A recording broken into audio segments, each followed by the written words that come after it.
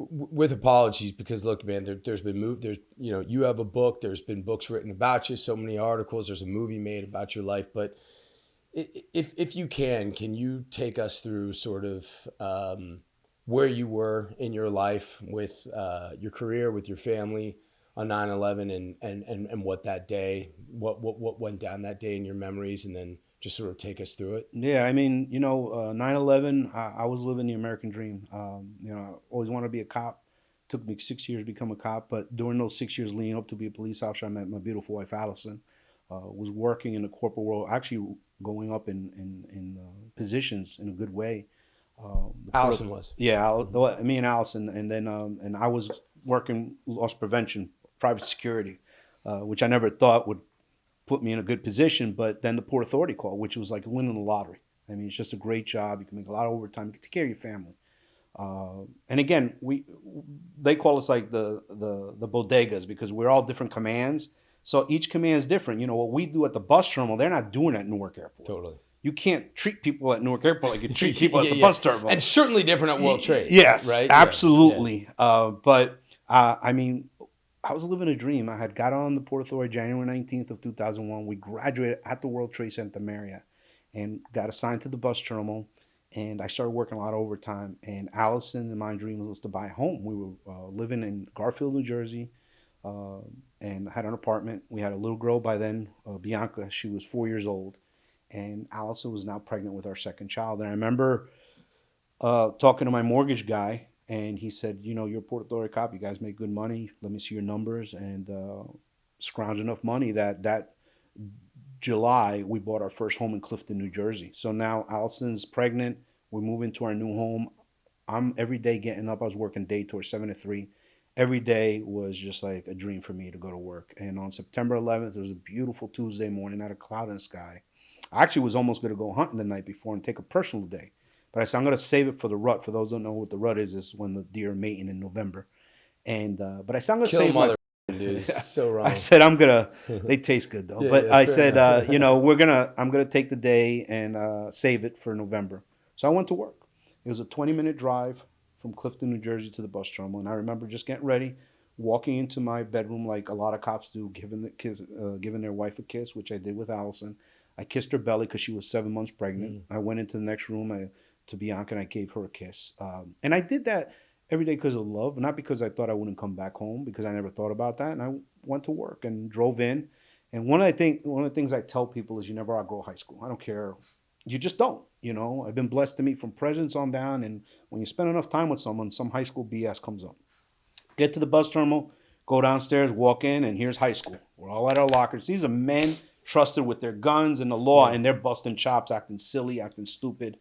Get to my locker, open it up, get our gear on, head upstairs, and to what's called roll call, where Yeah. we're giving out our assignments. They go through any pertinent information. So my post that day was 3-5, the corner of 42nd, 8th Avenue, all the way to 41st. So I had the front of the building on 8th Avenue. And what we have at the bus terminal is actually the largest bus terminal in New York, in the United States, busiest in the world, believe it or not. So what we have in the morning is called the rush. That means that people coming from New Jersey, Connecticut, upstate New York, thousands of people coming in Midtown Manhattan. It's the rush. So we're all positioned in different areas where we can cover the whole bus terminal, help people with information. God forbid there's a medical emergency. Of course, stop any type of crime.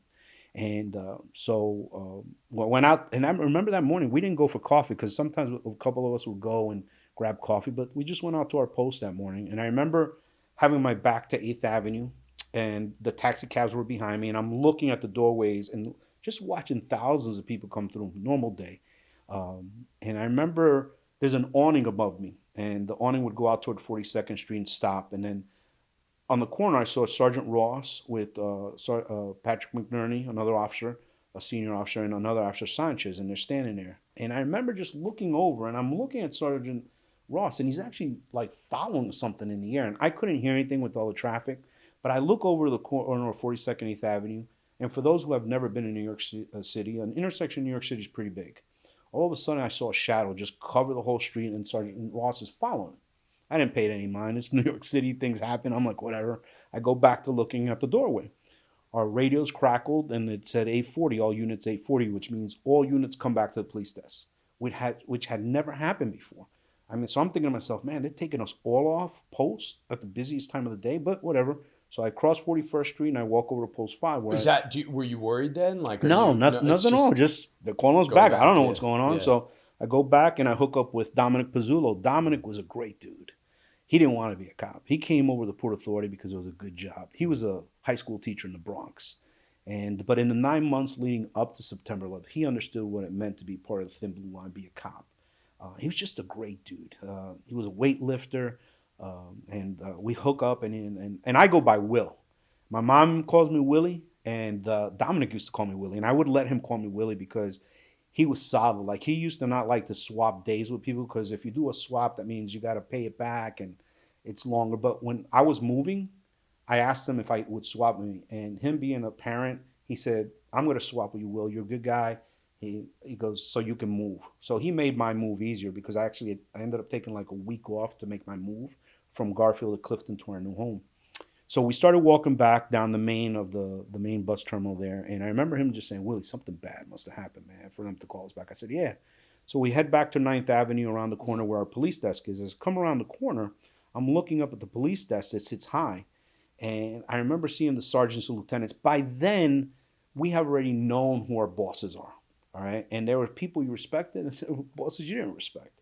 Now, one of the things being prior military, because I served 4 years in the U.S. Navy, one of the things I learned from a second class bosun mate was Smayback was his name. He said, "Listen, if something ever happens and we're in combat or some bad situations, remember, when you're going to follow somebody in that knows what they're doing, Yeah. because your chances of coming out are greater." And it stuck with me in life. I don't know why, but it Yeah. stuck with me.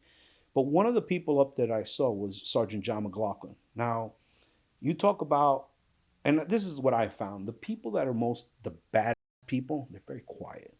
They don't talk. And Sergeant McLaughlin was a very quiet person.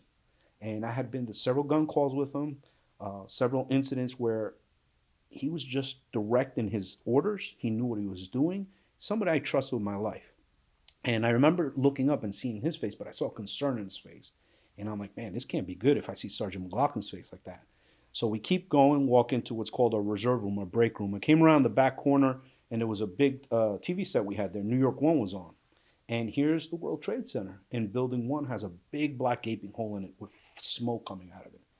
And one of the things that I remember was the academy. It brought me back to my academy days where we were taught, you guys are going to do the same job as the NYPD does or all our counterparts on the on the New Jersey side. All the departments like Fort Lee and all the departments over there. You're going to do the same jobs. What sets the Port Authority apart is all of our facilities are target-rich environments. We got hit in 93, the senior cops say, the terrorists are going to come back for these buildings. Why? Because they represent the power of America throughout the world. And when I saw that building, it's like, holy shit, what they taught us in the academy is actually happening. You thought terrorism off the jump. Oh, right off the bat. Really? And Did everybody did all well, the? you know, it's funny, not everybody did at that moment, but Sergeant Ross came in who actually saw the plane. And he goes, those are terrorists. Because some people right away are saying, oh man, how did a small Piper plane fly in there? And still nobody, but in my heart I knew what it was. And Sergeant Ross said, those are terrorists.